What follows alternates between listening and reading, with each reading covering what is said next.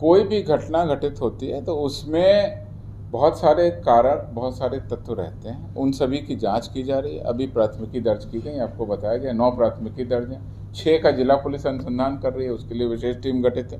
3 का ईओयू गठित करेगी।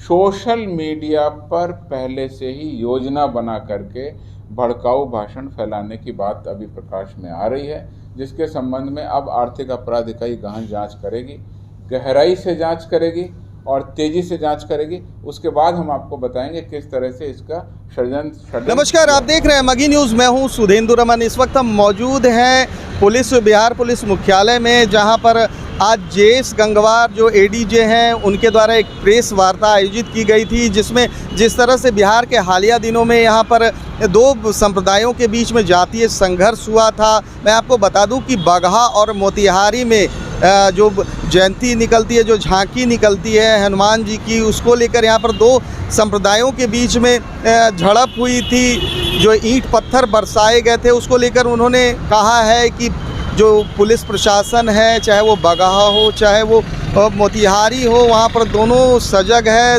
पूर्ण रूप से वहाँ पर सजग दिख रही है। अभी तक 71 लोगों की वहाँ पर गिरफ्तारी हुई है। 70 लोगों को जो है पुलिस ने गिरफ्तार किया है, जबकि एक व्यक्ति जो है साइबर सेल के द्वारा गिरफ्तार किया गया। मैं आपको बता दूं कि जिस तरह से हालिया दिनों में बिहार में जो 2 सांप्रदायिक हिंसा होती रही है, चाहे वो पूर्व में आप देखें तो बिहार शरीफ और सासाराम की घटना हो, उसको लेकर उन्होंने कहा है कि जिस तरह से पुलिस सजग है, तत्पर है, इन सब घटनाओं पर पूर्ण रूप से रोक लगाने के लिए वो सदैव खड़ी है। पहले सुनिए कि क्या कर रहे हैं एडीजे जेएस गंगवार। बगहा जिले में और मोतिहारी जिले में महावीरी झंडे को लेकर के सांप्रदायिक तनाव उत्पन्न हुए थे।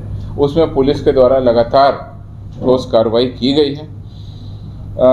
बगहा जिला पुलिस में कुल 9 प्राथमिकी अभी तक दर्ज की गई पूरे उपद्रव को लेकर के, और इसमें 70 उपद्रवी तत्वों को अभी तक बगहा पुलिस ने गिरफ्तार किया है।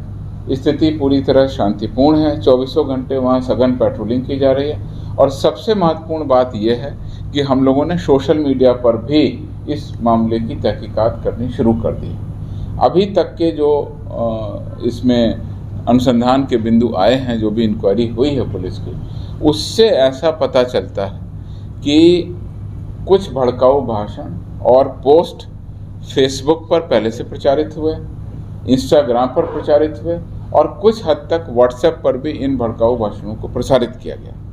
पुलिस के द्वारा, बगहा पुलिस के द्वारा 2 इस तरह के भड़काऊ भाषण के पोस्ट करने के मामले बगहा के साइबर थाना में दर्ज कराए, और इसके अलावा एक नगर थाना में FIR दर्ज कराया गया है, जिसमें भी भड़काऊ भाषण के होने के कारण इस तरह के सांप्रदायिक तनाव के बिगड़ने की बात कही गई है। उन तीनों कांडों का आज आदेश हो गया है। अनुसंधान अब आर्थिक अपराध इकाई करेगी, और आर्थिक अपराध इकाई की विशेष टीम को चिन्हित कर दिया गया है। वह विशेष टीम अब इन तीनों कांडों का उद्भेदन कर रही है, और इसमें आगे की कार्रवाई की जाएगी। जैसा आपको बताया, social media, Facebook, Instagram, WhatsApp पर पहले से मैसेज जो चल रहे थे, उसके बारे में हम लोग ठोस कार्रवाई करेंगे। इन सभी मामलों में भारतीय IPC यानी भारतीय दंड विधान की गंभीर सांप्रदायिक उत्तेजना फैलाने संबंधी जो कांड है, 153A, 295A आदि धाराओं का प्रयोग किया गया है। IT एक्ट की भी समुचित धाराओं का इसमें प्रयोग किया गया है। षड्यंत्र की 120B जो धारा है कॉन्स्पिरेसी की, उसको भी लगाया गया है। और इन तीनों मामलों को हम लोग बहुत ही गंभीरता से और गहराई से और तेजी से जांच करेंगे। और इसके बाद बगहा साइबर थाने में 2 कांड दर्ज हुए थे, 14/23 और 15/23 वो कांड, और बगहा थाने में, लोकल थाने में कांड दर्ज हुआ था 583/23। इन तीनों कांडों का अनुसंधान अब आर्थिक अपराध इकाई करेगी। उनकी विशेष टीम गठित कर दी गई है, और इस पूरे मामले पर जो भी भड़काऊ भाषण देने वाले, सोशल मीडिया के माध्यम पर जो भी इस तरह का पोस्ट करते हैं, उनके विरुद्ध हम लोग कार्रवाई करेंगे। इसमें जो भी व्यक्ति, जो भी संगठन इससे जुड़ा हुआ होगा, उसके विरुद्ध हम लोग कार्रवाई करेंगे। अभी तक 70 लोगों की गिरफ्तारी बगहा पुलिस के द्वारा कर दी गई है, और एक व्यक्ति की गिरफ्तारी इनके जो साइबर से रिलेटेड केस था उसमें की गई। इसी प्रकरण में मैं आपको बता दूं कि मोतिहारी में भी कुछ आंशिक तनाव और इस तरह की घटनाएं हुई थी। मोतिहारी के दरपा थाने में, महसी थाने में और कल्याणपुर थाने में कुछ घटनाएं हुई थी।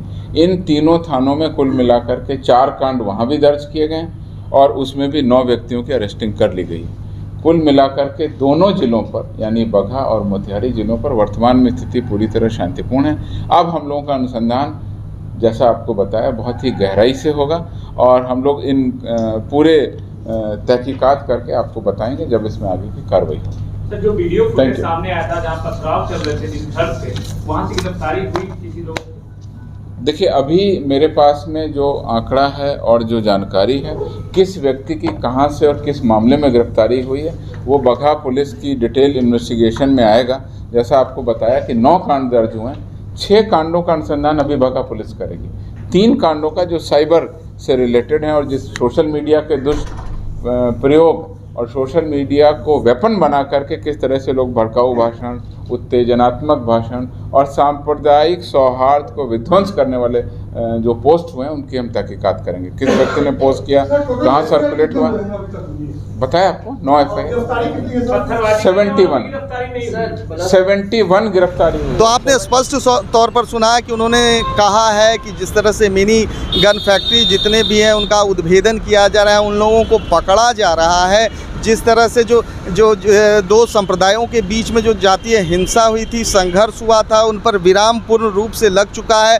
लगभग 71 लोग पकड़े गए हैं, 70 लोग जो हैं वो पुलिस ने पकड़ा है, भिन्न भिन्न थानों की पुलिस ने पकड़ा है। जबकि जो साइबर सेल है, साइबर थाना है, उसके द्वारा एक व्यक्ति की गिरफ्तारी हुई है। उन्होंने पुलिसिया व्यवस्था पर 100 जो डायल 112 है उस पर भी उन्होंने बताया कि जैसे पहले जो 2022 का आंकड़ा था कि डायल 112 पर डायल करने के बाद जो भी मदद के लिए की जाती थी लोगों के द्वारा, वो पहले 58 से 59 मिनट की थी, वो लगभग घटकर अब 22 मिनट में आ गई है। 112 की गाड़ी जो है घटना स्थल पर जो है 22 मिनट, जो 21 मिनट 49 सेकंड उन्होंने बताया, लगभग 22 मिनट पर पहुंच जा रही है। जिस तरह से जो बिहार पुलिस की मुहिम चल रही है, जिस तरह से तत्परता चल रही है, पहले भी मैंने आपको बताया था कि हर एक शहर में TOP लगेंगे। पटना में भी 129 TOP लगाने की बात हो रही थी।